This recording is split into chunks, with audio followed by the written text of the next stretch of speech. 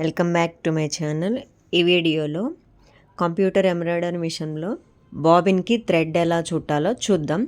వీడియోలో చూపించినట్లుగా థ్రెడ్ ఒక 5 times బాబిన్కి 5 times చుట్టి ఆన్ ఆఫ్ బటన్, అది సైడ్కి అంటే ఆన్ ఆఫ్ బటన్ ఆన్ అవుతుంది. ఆ పక్కన సైడ్ను ఉన్న రైట్ సైడ్ ఉన్నది ఆన్ చేస్తే అది ఆన్ అవుతుంది. అదే మొత్తం చుడుతుందన్నమాట. అది చుట్టాక మనకు కావాల్సినంత వచ్చాక మనం దాన్ని తీసేసి క్లియర్ చేస్తే సరిపోతుంది.